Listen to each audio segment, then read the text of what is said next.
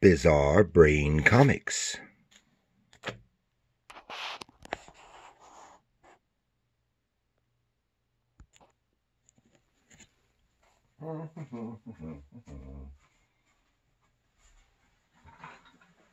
Hello. Gary here once again for Bizarre Brain Comics. Welcome back.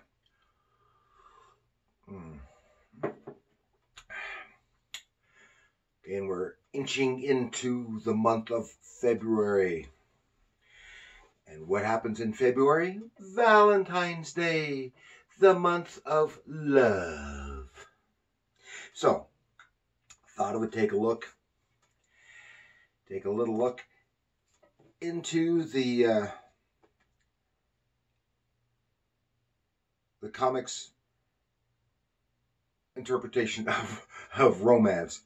The romance comics. Here we have Secret Hearts from DC Comics, number 138. Yes, once it was a very, very popular comic genre of comics.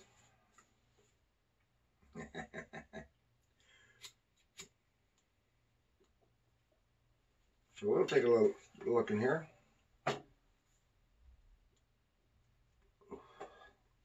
This is Secret Hearts, number 138 from 1969.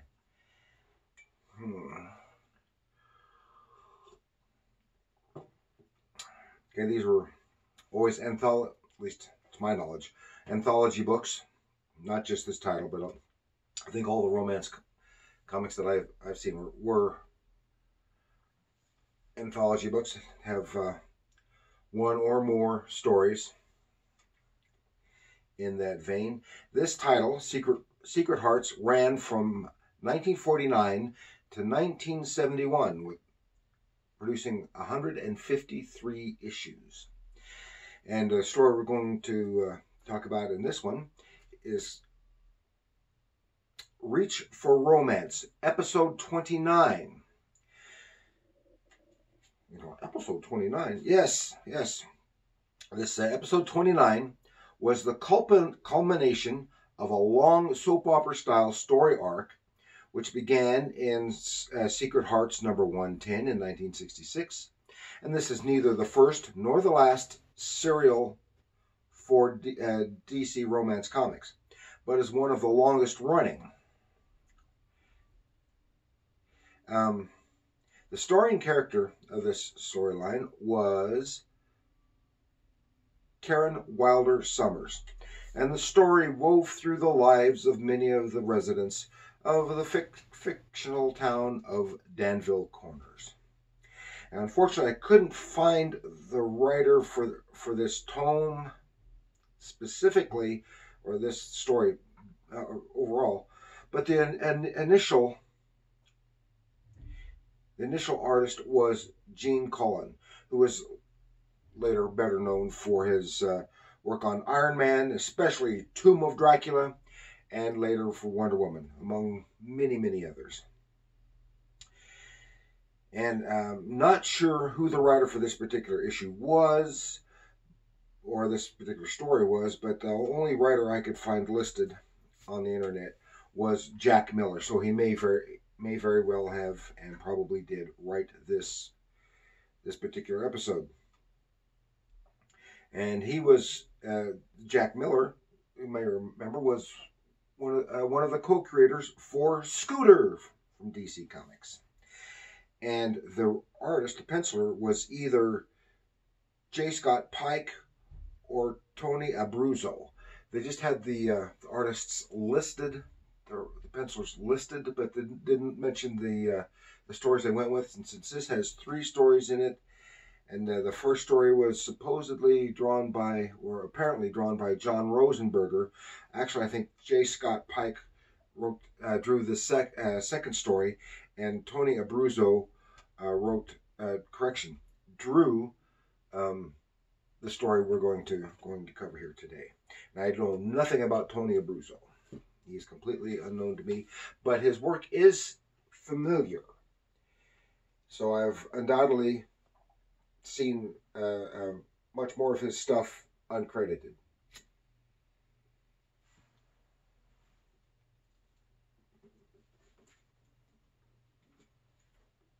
So let's go take a little look in the town of Danville Corners into the life of Karen Wilder Summers in Secret Hearts.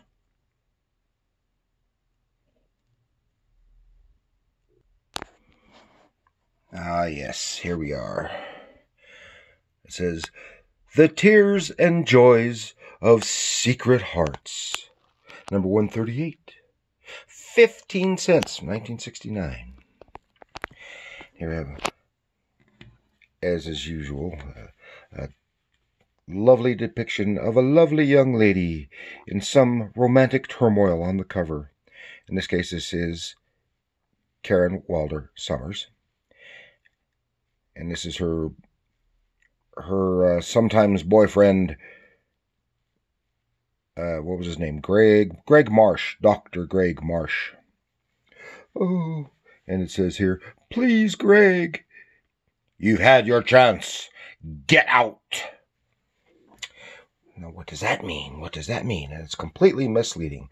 Now, if you look here, yes, the name Delberta is written on it. This is another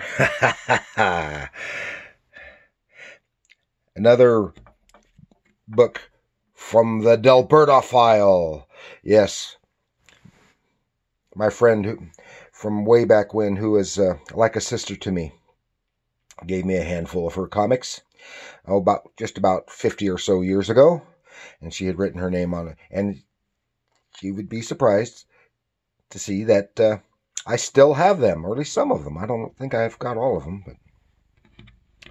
but yeah. Yeah. Secret Hearts. Now, supposedly, it doesn't really look that much like it, but it's hard to tell from this.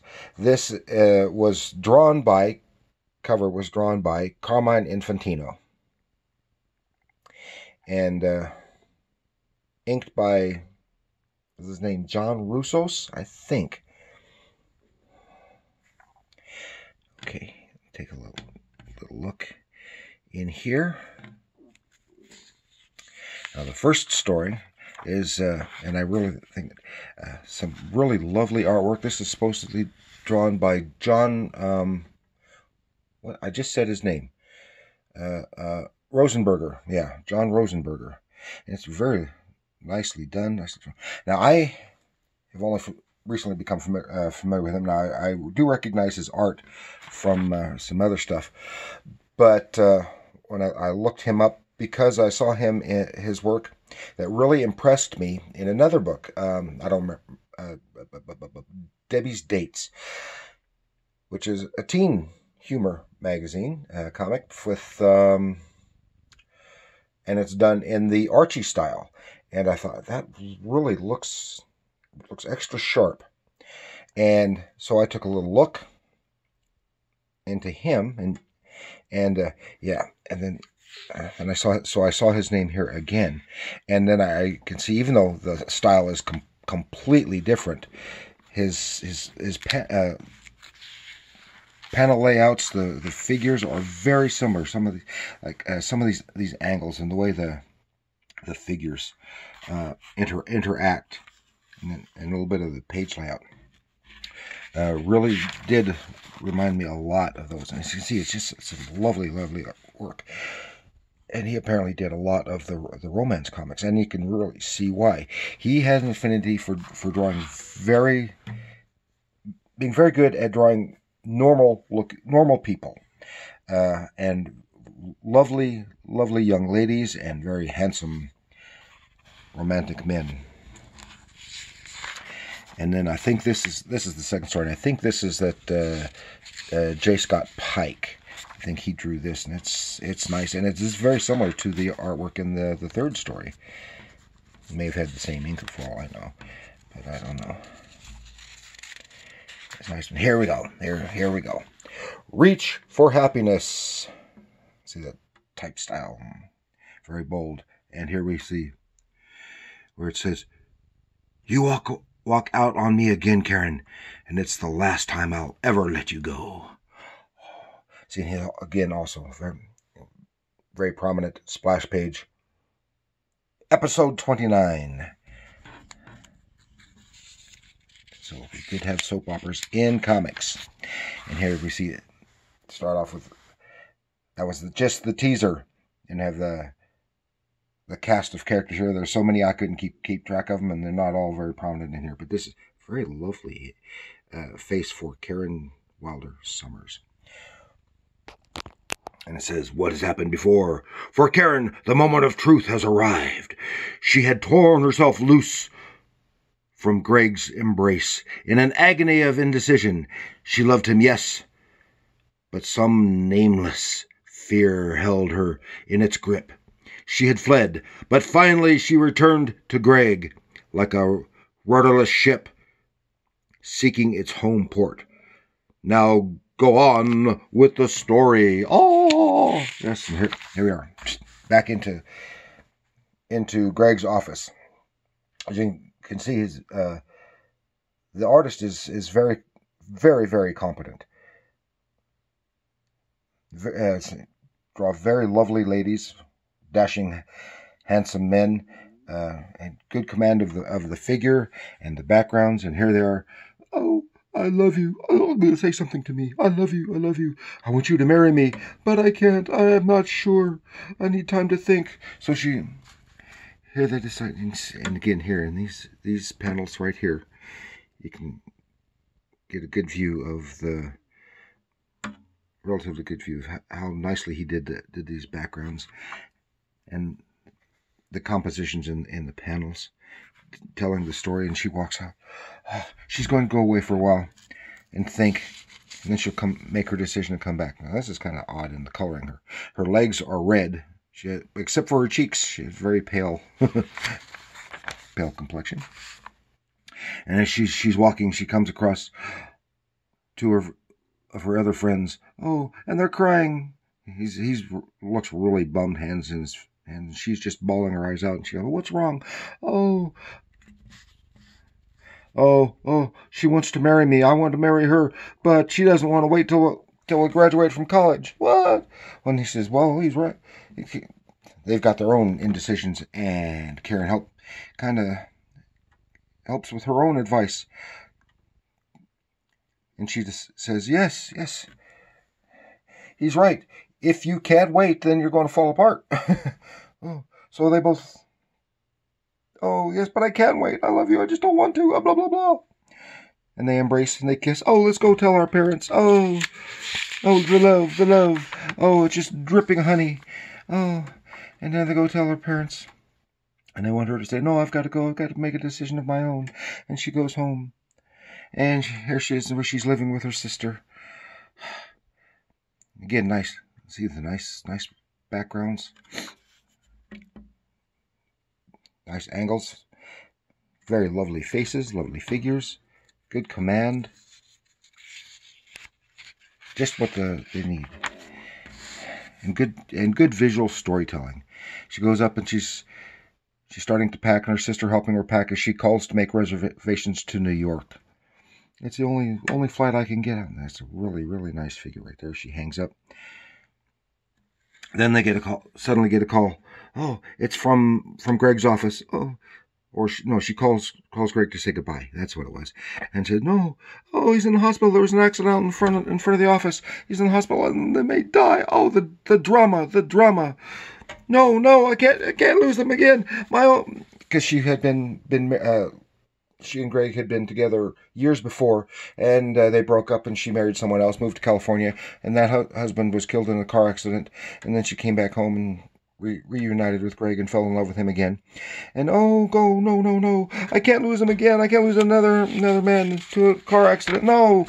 Oh, and she's just bawling in tears, and the emotions being displayed here, and the great expressions on these faces. Oh, and so they get a cab and they go to the hospital. And there they are. She walks in, and to find out, the shock. What is it? Oh, there's Greg. What's wrong? What are you guys doing here? Oh, but your nurse said no. Said you were no. The man out front was hit by a car, and I was right there to help him, and we rushed him to the hospital. He's going to be fine, and I'm fine. Oh, my darling, I love you. I must marry you. Oh. And so everything resolves for Karen Wilder Summers. And she and her friend and her beau, Greg, are going to get married and live here happily ever after in this little town, moderate city of what was it? Danville Corners. That's what the name of it was. Yeah.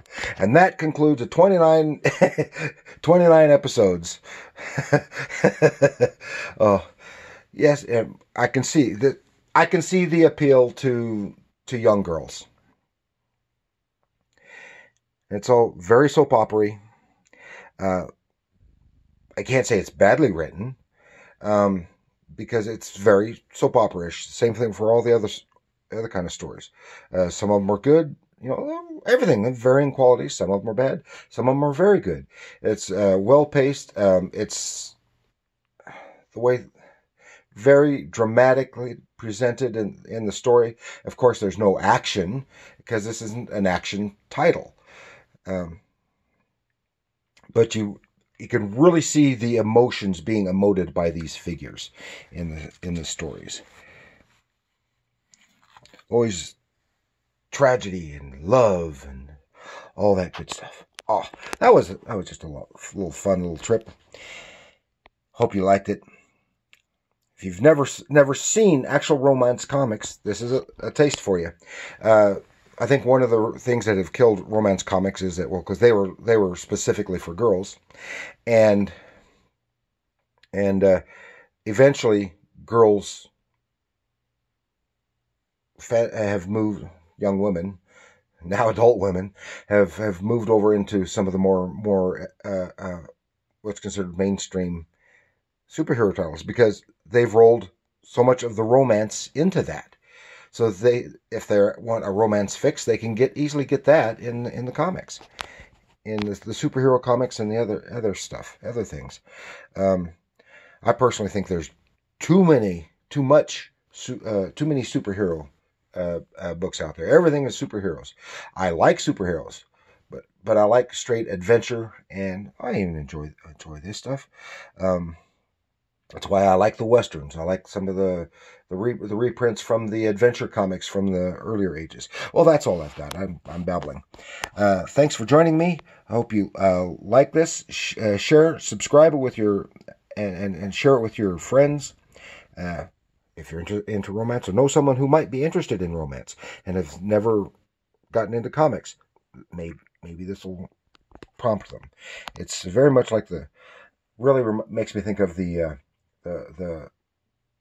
old-time radio soap operas, which were even cornier than the modern-day TV soap operas.